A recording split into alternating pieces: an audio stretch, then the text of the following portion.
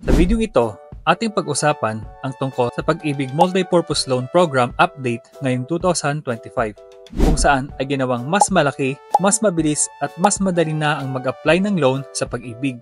Bago tayo magpatuloy, please do consider to subscribe to our channel para lagi kang updated tuwing mayroon tayong bagong tutorial video. Ano ang Pag-ibig Multipurpose Loan Program?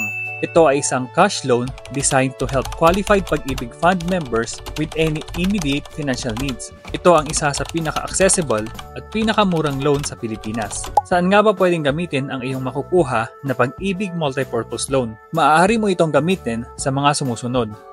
Una ay sa mga medical expenses. Pangalawa ay para sa iyong minor home improvement. Pangatlo ay maaari din para sa kapital ng maliit na negosyo. Pang-apat ay sa tuition fee and other educational-related expenses. Maaari ding pambili ng furniture, appliances, or electronic gadget. Pang-anim ay payment of utility bills and credit card bills. Pang-pito ay sa vacation or travel.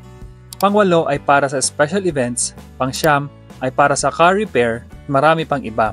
Ayon sa anunsyo mula sa Pag-ibig, simula May 16, 2025 ay narito ang ilang update sa kanilang serbisyo patungkol sa Pag-ibig Multipurpose Loan Program. Ang una ay ang mas malaking halaga ng loanable amount. Dati, ang maximum na pwede mong i-loan ay 80% lamang ng iyong total Pag-ibig regular savings.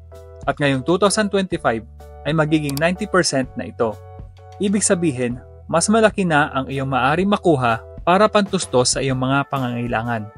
Halimbawa, ay kung meron kang total contribution na 100,000 pesos. Ibig sabihin, 90% nito ang maaari mong malone na may katumbas na 90,000 pesos. Pangalawang update ay mas mabilis na eligibility. Dati ay kailangan mo ng at least 24 months of consistent contribution bago ka makapag-apply ng loan, at ngayon ay binaba ito ng ahensya sa 12 months upang mas marami ang makapag-qualify kaagad sa loan, lalo na para sa mga bagong membro na nangangailangan ng dagdag pinansyal.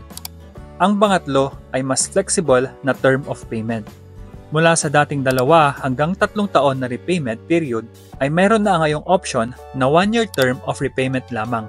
Mainam itong option kung nais mong mabayaran ng mas mabilis ang iyong nakuhang loan sa Pag-ibig. Meron ka pa ding option na 24 months at 36 months of repayment sapagkat ang Pag-ibig ay nagbibigay ng option base sa kapasidad na makapagbayad ang kanilang membro. Ang pang-apat ay mababa pa din ang interest rate. Ang Pag-ibig ay kilala sa kanilang mababang interest rate ng multipurpose loan na nasa 1.4583% kada buwan. Ang gandang isipin na kahit anong upgrade ang gawin ng Pag-ibig ay nariyan pa din ang affordability ng kanilang mga programa. At higit sa lahat, ang kita nila sa interest ay ibinabalik din sa mga members ng Pag-ibig through dividends. Mahalagang updated tayo palagi sa ganitong balita mula sa Pag-ibig, sapagkat ang Pag-ibig Multipurpose Loan ay hindi lamang basta simpleng loan, subalit ito din ay pwedeng ituring bilang isang emergency fund.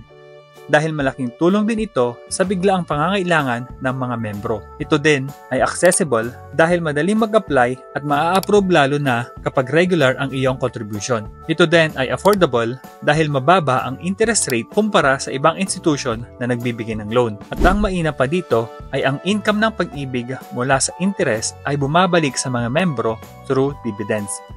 Sana ay nakatulong ang video na ito sa iyo na maintindihan ang tungkol sa Pag-ibig Multipurpose Loan Program Update ngayong 2025. At kung nagustuhan mo ang ating video, please don't forget to click the like button and subscribe to this channel and click that notification bell para lagi kang updated sa mga bago nating video every week. Maraming salamat, kabayan. Ingat and God bless.